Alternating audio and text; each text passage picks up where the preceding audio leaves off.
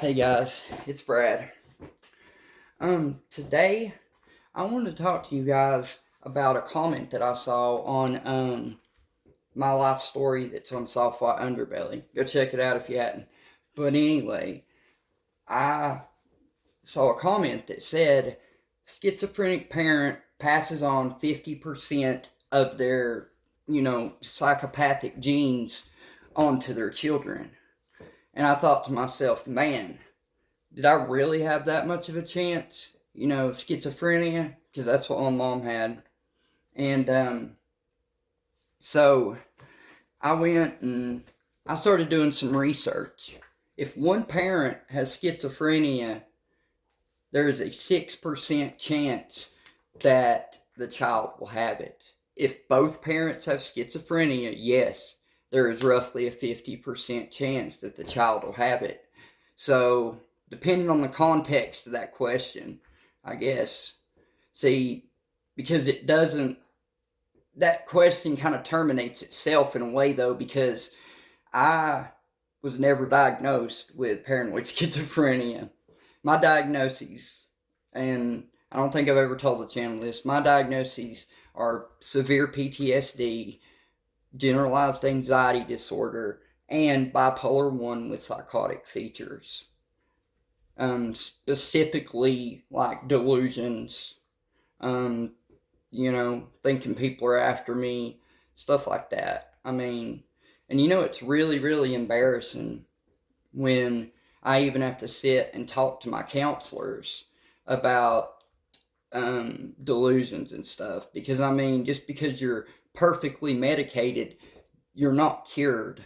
I mean, I still have moments, you know, where I'm like, why is that vehicle sat there so long with somebody in it?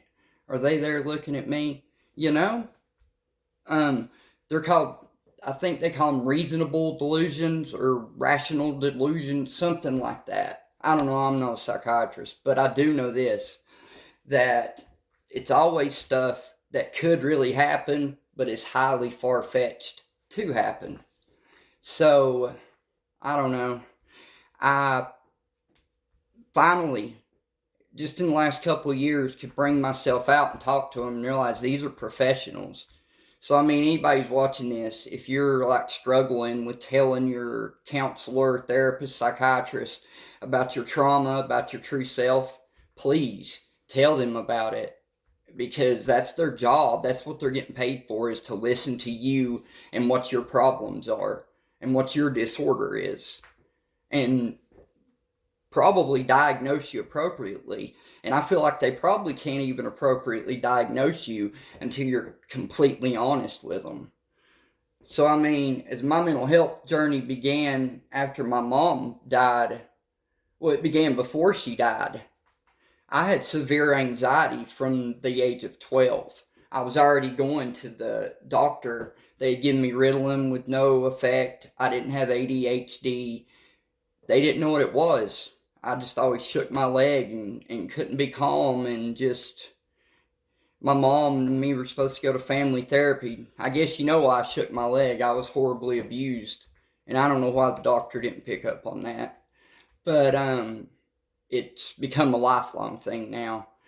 But my mental health journey, I had to go to a therapist 3 times a week.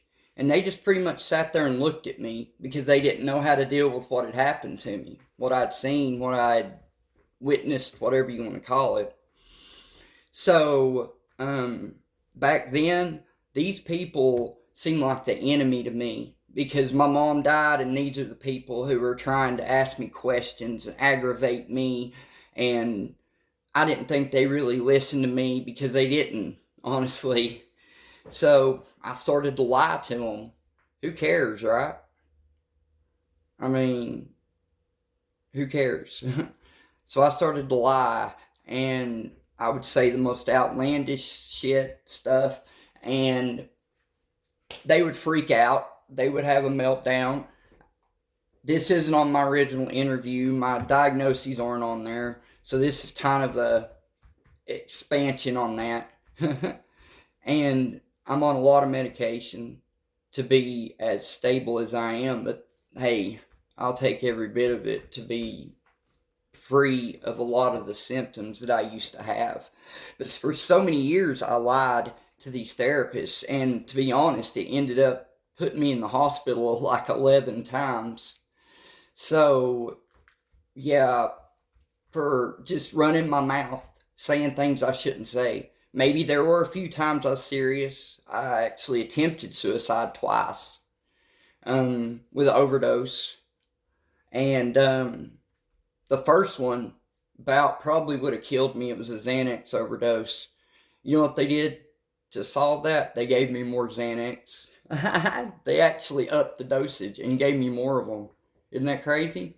Went from 3 a day to 4 a day, and went from the little blue football ones to the bars, Xanny bars. I had 120 a month. I was doing like 4 bars as soon as I got the prescription. Killing it, just knocking them out. Most people did that, they would be like head in the dirt, and I'd still be going. People would be like, what is wrong with this guy?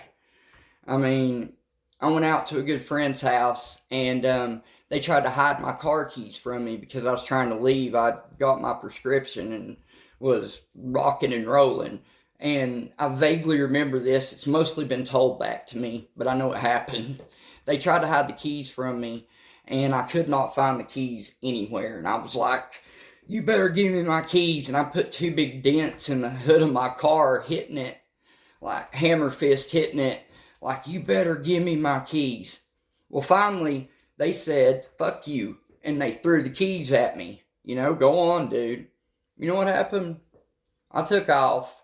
And like I said, I don't remember much. They were able to tell me the majority of that. All I know is I woke up at a Walmart in my city with a prostitute in my car and an empty bottle of Xanax in the floorboard and a little bag of weed in my pocket. Okay? I don't know how it happened. I don't know how I got there.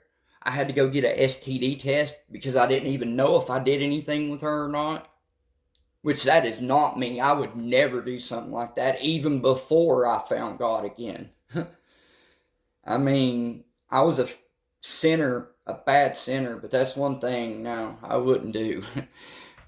But those things turn you into a whole different person. And I lied, and I abused my medication, and I just used my psychiatrist for meds for so many years, and everything they said just was a fog through my head. I didn't care because I wanted my drugs. It became more about being rebellious, less about being rebellious to therapy, and more about being a pill seeker. And I don't know how they didn't notice that. I guess they just gave them to me because my nerves are that bad. I mean, if I wasn't an addict, they would be a very useful tool to help me, but I can't reasonably take them, responsibly take them either. So, as the years went by, I became a worse drug addict and a worse drug addict, and, you know, I branched away from pills, went into the hard stuff, and, that story's on Soft Flight. I got to where I am today, but my point being, when I started really listening to these people that were trying to talk to me and not just trying to get pills from them, I realized they can give me some really great tools that I could use daily to help myself to get through any symptoms that I might have, to take care of anything residual that my meds can't really handle, to stabilize my mood, more than my mood stabilizer. And let me tell you, the stuff really works when you practice it. I mean, there's a lot more that went into me becoming this positive and me overcoming what I went through. But I want to say right here that if I hadn't had the mental health team that I have now, then I wouldn't have been able to make it at all. I'd be homeless somewhere on the street. So I guess the point of this video is kind of like my mental health journey, how I went from my mother dying to where I am in a useful place in therapy. And I'm wanting to tell all y'all that I've been there too. Until the last 2 or 3 years, I did not care about therapy and I did not listen. So you're not alone. I'm not perfect on that at all. But when I started listening, I was like, man, I could have took care of this shit a long time ago. I did a lot myself too, but they help. They were a very useful tool to me to help me expand my healing.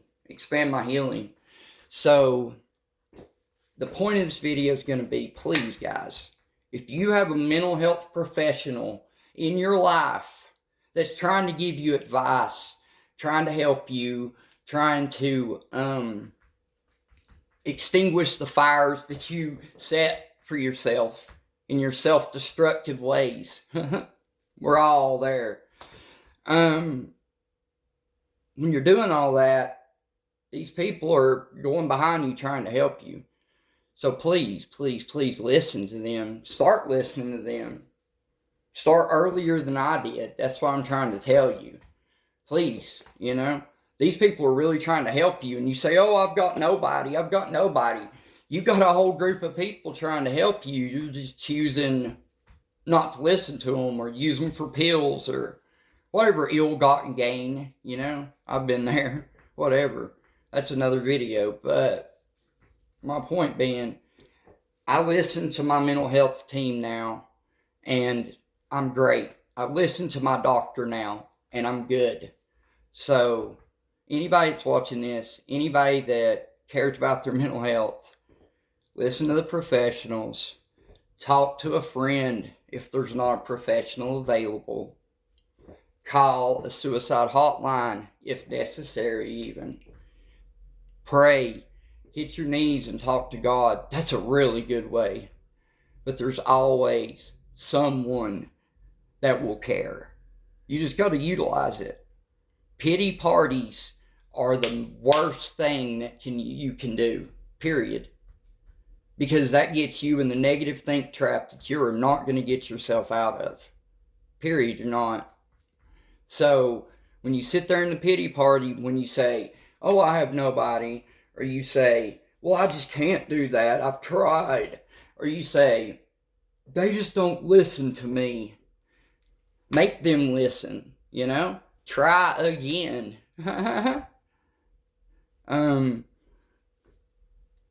You're not alone.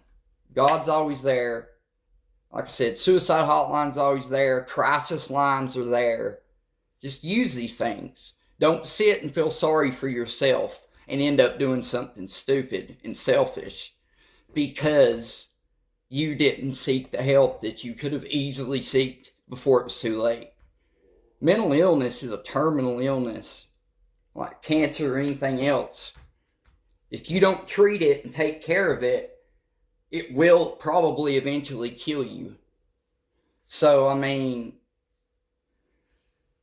guys, care about your mental health. And I'm going to quit, and I'm going to quit bothering you for the day. I appreciate you watching the video. Please like, subscribe, share. Any donations are greatly, greatly appreciated. And special thanks for helping me get my dog to the vet yesterday. God bless you all, and please smile. Because when you smile, it puts out positivity into the world that we can all use. So, hey, that's your own way of paying it forward. If you're broke, smile, and you're paying it forward. You have a good day, guys. I love y'all.